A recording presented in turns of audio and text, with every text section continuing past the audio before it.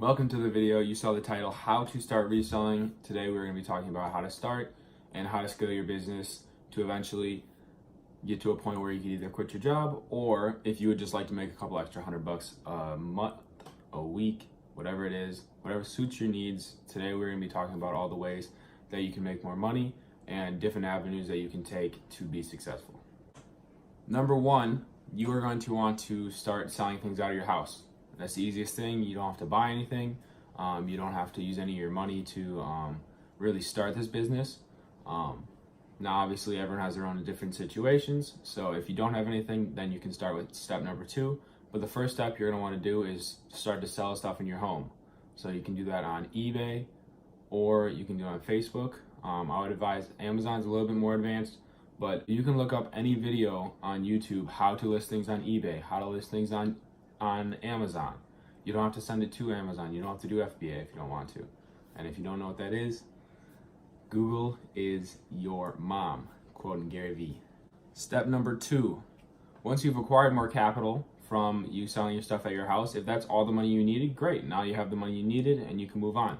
But if you say, I made an extra $300 this week, or this month, or this 2 months, if you would like to continue to do that and have that revenue stream, you want to be bringing in more stuff so you can sell it. So I would advise to start at thrift stores, garage sales, and on Facebook.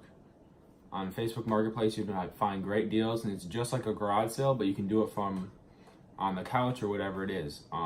If you're sitting there watching a movie, scrolling through Instagram, you might as well scroll through Facebook Marketplace, see if you can find some deals.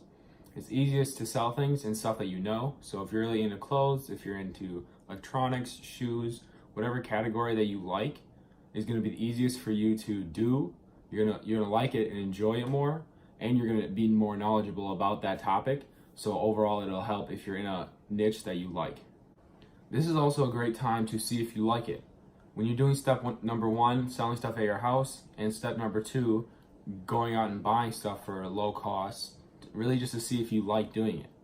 A lot of people will do this and they start to see and they're like, I really don't enjoy this. I would rather have a steady paycheck, and that's absolutely fine. Nowadays, like entrepreneurship or whatever you want to call it is kind of looked up upon. Like you can say, oh, I'm an entrepreneur and you make $10 a week.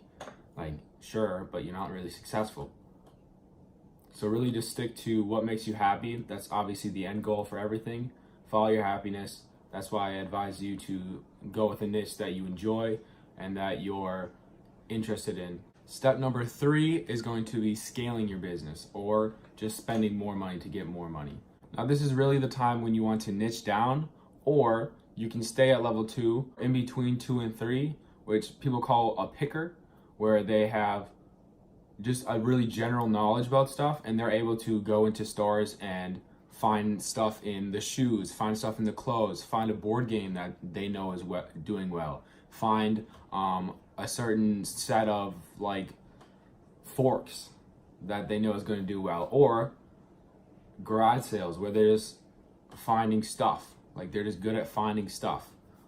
These people they're called pickers from what I've heard, and that is something that has a lot of freedom, and you're not really it might give you more stability. Now you are going to be finding random items and stuff like that, so it's not much of a stable stream of items. But since it's a bunch of different markets, if the electronics market's going down, you can focus on other things, or vice versa. But what I would recommend is to niche down into a couple niches, or just not be as general if you really want to make this a full-time thing or scale this to something even bigger.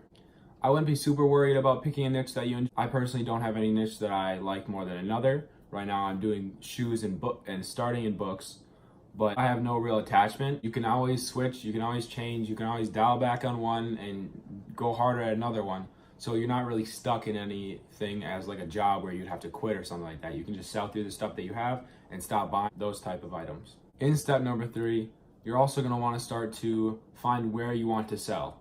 If you're someone that really doesn't want to have to hold inventory, or you have limited space, Amazon FBA is an amazing opportunity. I'm just starting that, and I can already really see how far it can really go and the scalability of it. Amazon is one of the biggest e-commerce platforms right now, and you're going to be able to get top dollar for a lot of your stuff. Now, they do have more rules and there's more of a barrier to entry, but since there's a barrier to entry, you can get a higher top dollar, and if you can get ungated from doing volume and things that you're not gated from, or if you have an old Amazon account where, let's say you sold a pair of Nike shoes back in like '06, you're probably going to be ungated in Nike, and that is super valuable. Now you can sell on Amazon without sending it to Amazon doing FBA. You can just do merchant, where you ship it out, you handle all that kind of stuff. It's a little less fees. You get a little less for your item, depending obviously, but it would just be like an eBay or a Poshmark or something like that. So if you'd like something that's a bit more hands-off on the sales side and a little bit more work prepping in the beginning, but then you don't have to worry about it, Amazon FBA is a great opportunity. If not, obviously eBay, Poshmark, Goat, StockX, OfferUp, all these places along with Facebook Marketplace are great places to sell, and where I mostly sell my stuff. Now, depending on your category or your niche that you're going to be selling in is going to depend where you're selling your stuff. If you're selling clothing, the only really options you have are Poshmark, eBay, and Amazon, depending on what you're ungated in. Personally, I like Poshmark better than eBay because you can get a better price. There's less competition because most people that are buying shoes aren't doing it off of search. It's more what they see when you're sharing to parties. So on Poshmark, you do have to share to different parties, share to your followers and stuff like that. Where on eBay, it's more search-based, but all platforms work. Every niche works, everything works. You have to work it, and you have to really put the time in to build whatever kind of business you would like. In the beginning of any business, you really want to work on your cash flow. It's going to be very slow. When you only have 5 things that can sell, you're gonna sell less than if you had 200 items for sale. You're gonna have less items sell, less money coming in. So as you're scaling your business, it's really important to put your money right back in. I personally have been putting all my money from reselling right back into the business. It's really nice because I always have money coming in now, 8 months in, which is nice, but really investing that back and growing it to another level is huge. If you are every week taking out hundreds of dollars from your account or from your reselling account, if you have a separate account, it's really gonna hurt your business in the long term, and you're gonna have less growth. If you don't know what niche you wanna go with, just pick one. Just pick one that you have seen other people doing, that you follow people on Instagram that do it. Pick shoes, pick books. Just pick something so you can get the ball rolling and learning about different platforms. And then if you find something else that you like and gravitate towards more, you can move towards that, sell off your old items, and then move towards that at full force. If you have any questions, for sure, comment below. I'm not a very big channel, so I definitely have the time and am going to answer all questions below to my best ability. If I don't know the answer, I will try to refer you to someone that might. There's a ton of other people that share information about reselling and more specifics about each platform and each category on each platform. So feel free to reach out to me in the comments, DM me on Instagram, or whatever it is. Just don't be afraid to ask questions because I will answer them. So just to recap, step number 1, sell the things in your home. Get more comfortable with platforms, with selling. How does it even work? Step number 2 is actually purchasing items that you see completed comps for and sell them on different marketplaces depending on what you're selling. Step number 3 is scaling that business up, really finding a niche that you want to go hard at, start reinvesting the money a lot more, and even hiring employees if you really want to scale this to an actual business.